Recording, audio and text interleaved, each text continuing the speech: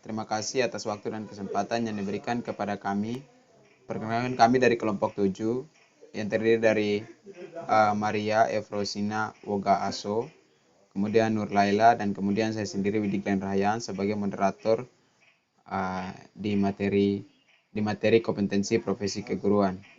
Baik, di sini kami akan dibagi menjadi 3 penjelasan materi. Penjelasan pertama disampaikan oleh teman kami, Rose, dan kemudian penjelasan kedua saya sendiri, dan kemudian penjelasan materi terakhir dari Nur. Baik, untuk tidak membuang waktu, penjelasan pertama langsung saya berikan waktu dan kesempatan kepada Rose. Waktu dan tempat saya berikan. Oke, baik, terima kasih. Karakteristik kompetensi guru. Kompetensi merupakan suatu karakteristik yang mendasar dari seseorang individu, yaitu penyebab yang terkait dengan acuan kriteria tentang kinerja yang efektif. Kompetensi merupakan bagian dari kepribadian seseorang yang telah tertanam dan berlangsung lama dan dapat memprediksi perilaku dalam berbagai tugas dan situasi kerja. Acuan kriteria berarti bahwa kompetensi secara aktual memprediksi siapa yang mengerjakan sesuatu dengan baik atau buruk sebagaimana diukur oleh kriteria spesifik atau standar. Dengan demikian, kompetensi merupakan sejumlah karakteristik yang mendasari seseorang dan menunjukkan cara-cara bertindak, berpikir, atau menggeneralisasikan situasi secara layak dalam jangka panjang.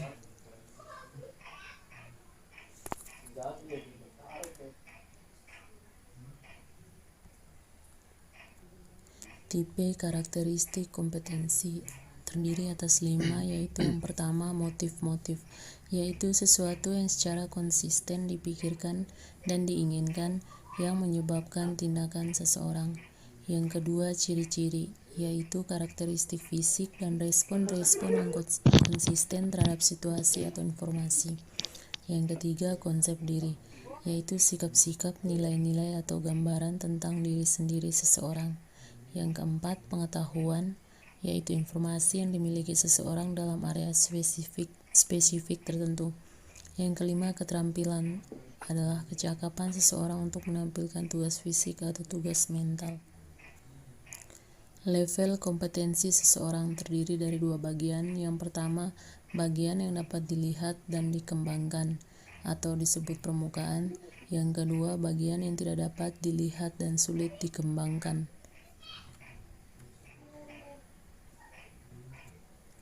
Menurut kriteria kinerja pekerjaan yang diprediksi, kompetensi dapat dibagi ke dalam 2 kategori, yaitu kompetensi permulaan dan kompetensi yang membedakan.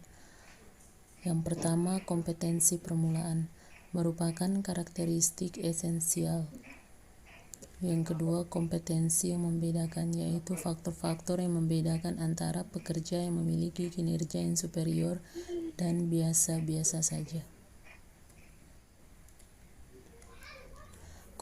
Kompetensi guru menurut Direktorat Tenaga Teknis dan Pendidikan Guru terdiri atas 10, yaitu yang pertama, memiliki kepribadian sebagai guru, kedua, menguasai landasan kependidikan, 3, menguasai bahan pelajaran, 4, menyusun program pengajaran, 5, melaksanakan proses belajar mengajar, 6, melaksanakan proses penilaian pendidikan, 7, melaksanakan bimbingan, 8, melaksanakan administrasi sekolah, 9, menjalin kerjasama dan interaksi dengan guru sejawat dan masyarakat, 10, melaksanakan penelitian sederhana. Baik, terima kasih Rose yang sudah memaparkan materi pertama tentang karakteristik profesi guru. Selanjutnya saya akan menjelaskan tentang standar kompetensi guru. Yang pertama, pengertian apa yang dimaksud dengan standar kompetensi guru.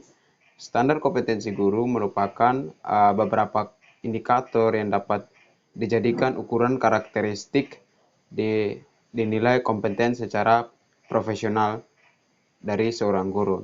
Nah, di sini maksudnya adalah standar kompetensi atau standar yang harus dipenuhi oleh seseorang untuk disebut sebagai guru yang profesional.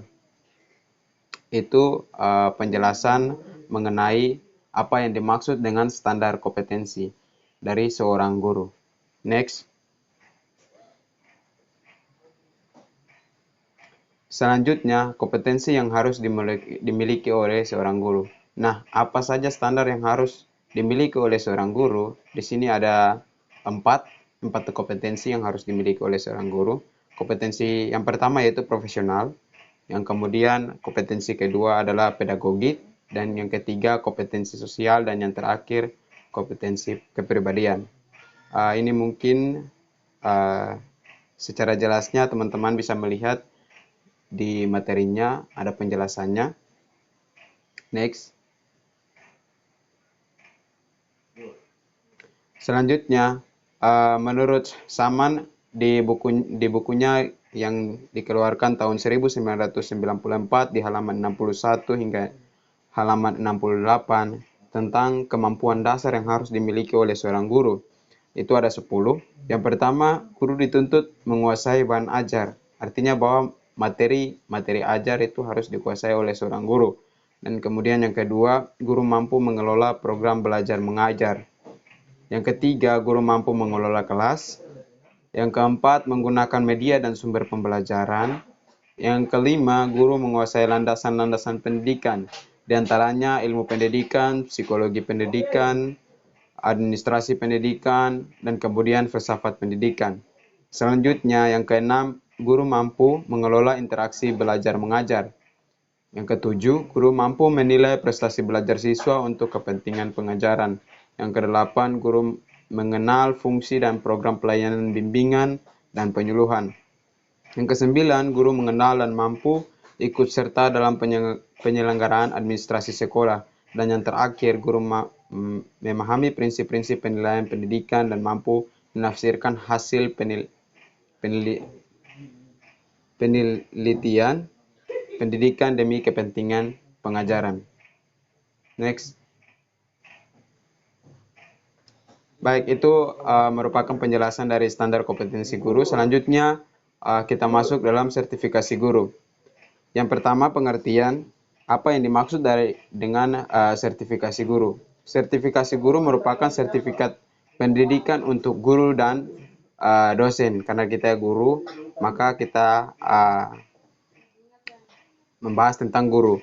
Dan kemudian jadi sertifikasi guru ini merupakan bukti formal yang menandakan bahwa seorang guru diakui sebagai guru yang profesional. Itu penjelasan garis besar mengenai apa yang dimaksud dengan sertifikasi guru. Next. Kemudian manfaat dan tujuan dari sertifikasi guru. Nah, tujuan dari sertifikasi guru ini bertujuan untuk menentukan tingkat kelayakan seorang guru dalam melaksanakan tugas sebagai agen pembelajaran di sekolah dan sekaligus memberikan sertifikat pendidikan bagi guru yang telah memenuhi persyaratan dan lulus uji sertifikasi. Kemudian manfaatnya teman-teman bisa lihat di materinya, ada yang pertama dari Wibowo dalam bukunya Mulyasa, ada 5 poin, dan kemudian next. Dan kemudian ada juga dari buku panduan dari Kemendiknas, ada 5 poin juga. Next. Baik, mungkin itu penjelasan dari saya mengenai selanjutnya ada pembahasan juga, minta maaf, sertifikasi guru. Di sini penjelasannya dalam Undang-Undang Republik Indonesia Nomor 14 Tahun 2005 tentang guru dan dosen. Ditemukan bahwa sertifikasi adalah proses pemberian sertifikat pendidik untuk guru dan dosen. Sedangkan sertifikat pendidik adalah bukti formal sebagai pengakuan yang diberikan kepada guru dan dosen sebagai tenaga profesional. Nah, di sini artinya bahwa sertifikasi itu merupakan proses pemberian sertifikat kepada pendidik, dan kemudian sertifikasi pendidik adalah salah satu bukti formal yang diberikan kepada guru dan dosen sebagai tenaga yang profesional. Next. Nah, itu penjelasan dari saya. Ada 2 materi yang saya jelaskan. Selanjutnya saya berikan kesempatan kepada Nur untuk menjelaskan materi terakhir. Kepada Nur, waktu dan tempat saya persilakan. Baik, terima kasih atas waktu yang diberikan. Di sini saya akan menjelaskan aspek-aspek kompetensi profesi guru. Untuk menciptakan peserta didik yang berkualitas, guru harus menguasai 4 kompetensi. Keempat kompetensi yang harus dikuasai guru untuk meningkatkan kualitasnya tersebut adalah kompetensi pedagogik, profesional, sosial, dan kepribadian. Yang pertama yaitu kompetensi pedagogik. Kompetensi pedagogik pada dasarnya adalah kemampuan guru dalam mengelola pembelajaran peserta didik.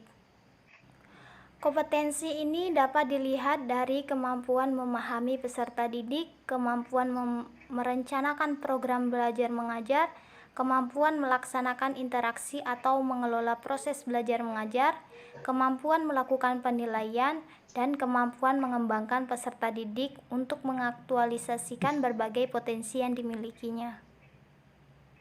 Selanjutnya yaitu kompetensi profesional. Menurut Suharsimi Arikunto, kompetensi profesional artinya guru memiliki pengetahuan yang luas serta mendalam tentang subjek matter atau mata pelajaran yang diampu dan akan diajarkan. Selanjutnya yaitu kompetensi kepribadian. Kompetensi pribadi adalah kemampuan kepribadian yang mantap, stabil, dewasa, arif, dan berwibawa, menjadi teladan bagi peserta didik dan berakhlak mulia. Subkompetensi mantap dan stabil memiliki indikator esensial yakni bertindak sesuai dengan hukum, bertindak sesuai dengan norma sosial, bangga menjadi guru, dan memiliki konsistensi dalam bertindak dan bertutur. Selanjutnya yaitu kompetensi sosial. Kompetensi sosial merupakan kemampuan guru untuk berkomunikasi dan berinteraksi secara harmonis dengan peserta didik, sesama pendidik, tenaga kependidikan, orang tua atau wali peserta didik, dan masyarakat sekitar. Baik, mungkin itu saja aspek-aspek kompetensi profesi guru. Saya kembalikan ke moderator. Baik, terima kasih Nur yang sudah menjelaskan materi terakhir tentang aspek-aspek dari kompetensi profesi guru. Dengan demikian penjelasan singkat materi dari kami, kurang dan lebihnya kami mohon maaf apabila ada kesalahan. Sekian dan terima kasih. Selamat malam.